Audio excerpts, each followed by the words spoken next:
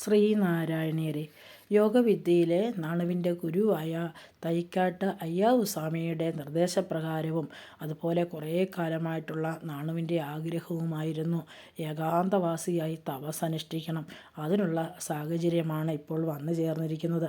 അദ്ദേഹം മനസ്സിനെയെല്ലാം പാകപ്പെടുത്തി കുടുംബവും എല്ലാം ഉപേക്ഷിച്ച് യാത്രയാകുകയാണ്.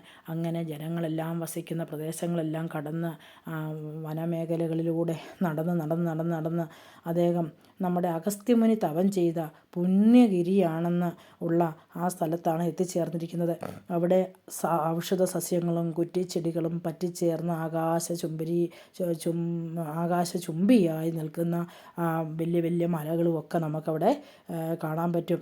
അതുപോലെ തെളിഞ്ഞൊഴുകുന്ന പുഴ കല്ലും മുള്ളും ഒക്കെ കുത്തനെ കയറി അദ്ദേഹം മുകളിലോട്ട് കയറുന്നതിന് മലയുടെ ഉയരം കൂടിക്കൂടി വരുന്നതായിട്ട് തോന്നുന്നു. ഇടയ്ക്കിടയ്ക്ക് അല്പസമയം വിശ്രമിക്കും. പിന്നെ അവിടെ നിൽക്കുന്ന ചെടികളൊക്കെ ഒന്ന് മണത്ത് നോക്കി രുചിച്ച് നോക്കി അങ്ങനെ നല്ലൊരു ഉന്മേഷഭരിതനായിട്ടാണ് അദ്ദേഹം മുകളിലേക്ക് കയറിപ്പോകുന്നത്. ആ മലയുടെ പേര് മരുത്വമലയെന്നാണ്. മരുന്നുകളെല്ലാം നിറഞ്ഞു നിൽക്കുന്ന ഒരു മലയാണത്. പ്രകൃതി രമണീയത അവിടെ കൂടി നിൽക്കുന്നത് നമുക്ക് കാണാം.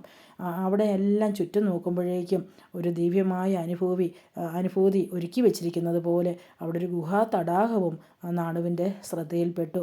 ഒരാൾക്ക് മാത്രം കഷ്ടിച്ച് കടക്കാവുന്ന ആ ഇടുങ്ങിയ പ്രവേശന കവാടത്തിലൂടെ നാണു ഉള്ളിലേക്ക് കടന്നു. അപ്പോൾ അവിടെ ഒരാൾക്ക് ഇരിക്കാനും കിടക്കാനും വേണ്ട ഇടം മാത്രമേ അതിനകത്തുള്ളൂ.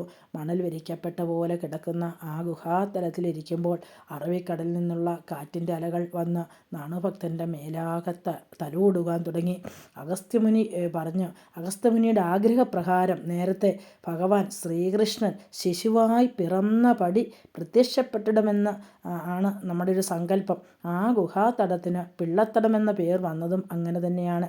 ആ പിള്ളത്തടത്തിലാണ് നാണു തപസ്സിനായിട്ട് ഇരുന്നത്.